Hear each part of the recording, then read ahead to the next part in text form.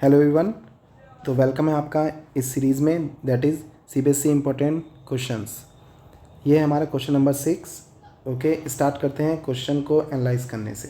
See the following graph shows the variation of terminal potential difference V across a combination of three cells series to a resistor R versus the current I।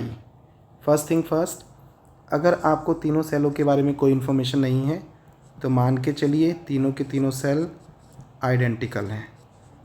Okay, then we have to calculate first the EMF and the internal resistance of each cell, and second part में for what current I power dissipation of the circuit will be maximum and how much. Means I की value भी चाहिए और power हमें निकालना है कितना वो कंज्यूम कर रहा है मैक्सिमम पावर की कंडीशन में। तो फर्स्ट पार्ट तो सिंपल है, सेकंड पार्ट आपका पहले वाले से ज़्यादा इम्पॉर्टेंट है। Second one is important. Okay, तो स्टार्ट करते हैं सॉल्व करना। देखिए, तो सबसे पहला काम हम क्या करते हैं, तीनों सेल को बना लेते हैं। See first cell E1 is E, identical मान के चल रहे हैं, and internal resistance is R। Second E2 is E, internal resistance again R। Third is also E and internal resistance again R। Then इसमें एक चीज़ और मेंशन है, सी अगर सेल के बारे में फिर से कोई भी इंफॉर्मेशन नहीं है तो हम मान के चल रहे हैं कि तीनों सेलों का इंटरनल रेजिस्टेंस R भी सेम है। एंड वन मोर थिंग, इनके टर्मिनल आप इस तरीके से लेंगे कि तीनों सेम डायरेक्शन में रहेंगे। और अगर हम इस पूरे सर्किट को किसी एक्सटर्नल रेजिस्टेंस R के साथ कनेक्ट करते हैं तो सेम डायरेक्शन में होने की वजह से करंट फ्लो को तीनों सेल सपोर्ट करेंगे। तो ये बन गया हमारा सर्किट डायग्राम, और ये सभी हमें सॉल्व करना है with the help of graph की हेल्प से। तो सबसे पहले हमें ईएमएफ निकालना है इस सेल का। तो फर्स्ट थिंग फर्स्ट, हम इस सर्किट को रिड्यूस करेंगे, और रिड्यूस करेंगे हम एक इक्विवेलेंट सर्किट में। ए और बी हमारे टर्मिनल हैं, और जो ग्राफ प्लॉट है वो आपका टर्मिनल वोल्टेज का ही ग्राफ है with respect to current I. दोनों यूनिट एसआई में है। तो रिड्यूस कर रहे हैं। सी तीनों सेलों का एक इक्विवेलेंट ईएमएफ बना लिया हमने, तो हमने लिखा है यहाँ पे ई इक्विवेलेंट।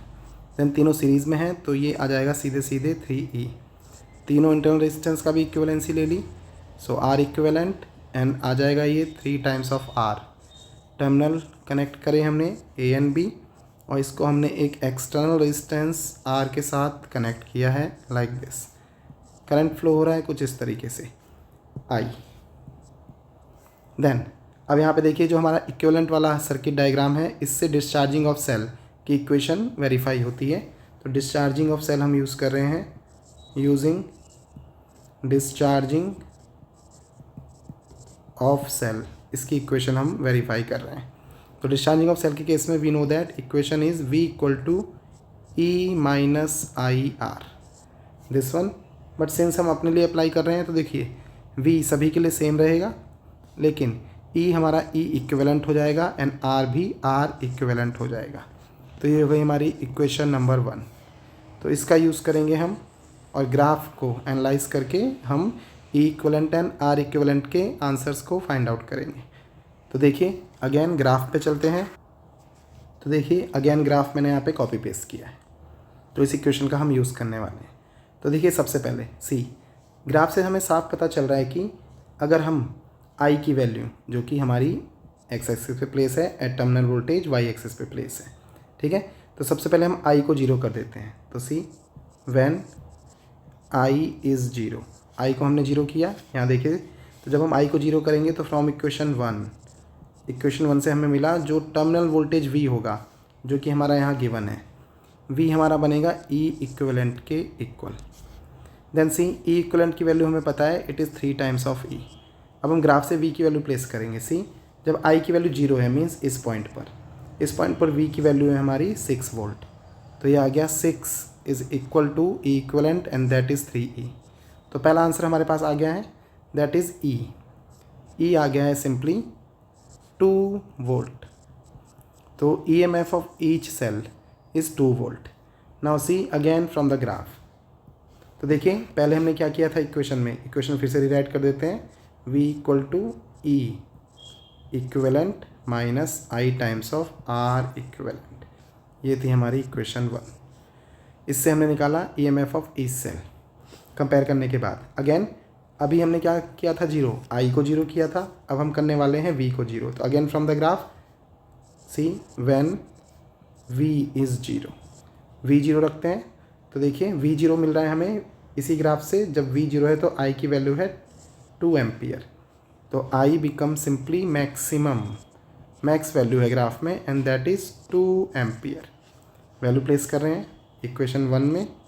तो फ्रॉम 1 वी है ज़ीरो, ई इक्विवेलेंट हमने निकाला था 3e और 3e की वैल्यू है 6। तो सिंपली बिकम 6 माइनस आई है 2 एंड इनटू आर इक्विवेलेंट। तो यहाँ से हम जानते हैं सिंस आर इक्विवेलेंट है हमारा 3 टाइम्स ऑफ स्मॉल आर, तो इसको अरेंज करते हैं। तो 3 times of small R into 2 is equal to 6। तो आर आ गया आपका सिंपली 1 ओम। तो ये आ गया हमारा EMF of each cell is 2 volt and internal resistance of each cell is 1 ohm. Then most important part, ये सारा का सारा था हमारा part A. Then second part में हमें क्या निकालना है, for which current from the graph power deliver is maximum and how much. Then फिर से हम इस ग्राफ का यूज़ करने वाले हैं। देखिए अगेन फ्रॉम द ग्राफ, तो देखिए बी वाला पार्ट सॉल्व कर रहे हैं। तो इसमें यहाँ पर हम यूज़ होते हैं important one, it is see for maximum power. तो P रिप्लेस हो जाएगा हमारा P मैक्स से। हमें निकालनी है वैल्यू करंट I की एंड प्लस इसकी वैल्यू भी फाइंड आउट करनी है। इसके लिए हम यूज़ करते हैं using max power transfer theorem. Generally ये थ्योरम पढ़ाई जाती है ग्रेजुएशन वाले स्टूडेंट्स के लिए इलेक्ट्रॉनिक्स में। Okay, then C Max power transfer theorem का स्टेटमेंट ये है कि किसी भी सर्किट से पावर डिलीवर आप मैक्सिमम तब ले सकते हो व्हेन कंडीशन होती है जब उसका internal resistance, total internal resistance of the circuit, okay, total internal resistance of the circuit equal हो जाए आर के, और सिंपल आर के नहीं, टोटल एक्सटर्नल रेजिस्टेंस के। ये कंडीशन है। तो देखिए हमारे पास क्या है, जो हमारा आर टोटल है, इंटरनल रेजिस्टेंस है, वो है हमारा आर इक्विवेलेंट के equal, that is 3 times of R. तो आर 1 ओम है, तो ये हो गया हमारा सीधे सीधे 3 ओम। एक्सटर्नल रेजिस्टेंस कुछ भी गिवन नहीं था हमें, आर गिवन था, तो आर भी हमारा 3 ओम हो गया। तो ये हमने यहाँ पर कंडीशन अप्लाई कर दी। अब हम आराम से कैलकुलेट कर सकते हैं। तो हमने अपने क्या बनाया, सर्किट डायग्राम फिर से रिड्रॉ कर देता हूँ मैं आपके लिए एक बार। ये हो गया ई इक्विवेलेंट और यहाँ पर है बच्चों आपका आर इक्विवेलेंट, ये टर्मिनल वोल्टेज है इसके, and then whole circuit is connected with external are.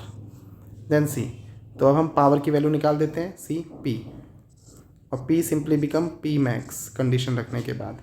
तो पी के बहुत सारे फॉर्मूले होते हैं like V I square R and V square upon are.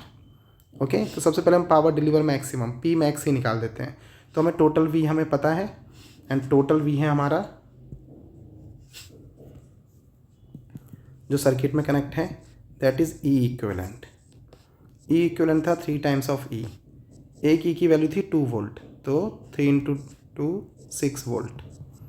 ये आ गया हमारा टोटल वी, जो हम यहाँ पे यूज़ करने वाले हैं इसके लिए।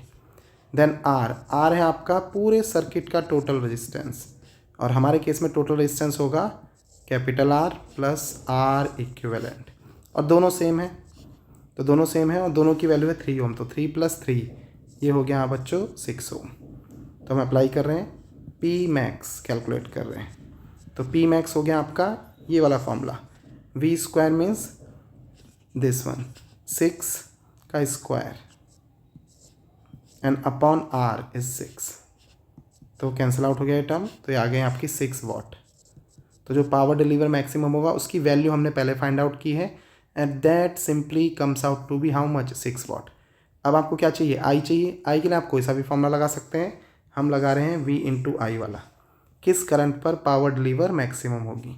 तो फिर से see P max equal to V into I. तो V as I told you क्या यूज़ किया जाएगा, E इक्विवेलेंट, जिसकी वैल्यू है 6 वोल्ट। तो यहाँ पर रख देते हैं P मैक्सिमम की वैल्यू है 6, V की वैल्यू है आपकी 6, तो ये आ गया आपका I। तो I आ गया यहाँ से 1 एम्पियर। ओके, तो ये हमारे सारे के सारे आंसर आ गए हैं। ठीक है, 1 एम्पियर। तो ये देखिए ग्राफ में 1 एम्पियर मीन्स यहाँ पर 1 एम्पियर पर आपकी पावर डिलीवर क्या होगी, मैक्सिमम, ना तो मैक्स करंट पे होगी ना ही मिनिमम करंट पे होगी। तो this is the beauty of this question, जिसमें हमने मैक्सिमम ट्रांसफ़र पावर थ्योरम का यूज़ किया है। ओके बच्चों, फॉर सेम क्वेश्चंस के लिए like share and subscribe. Thank you.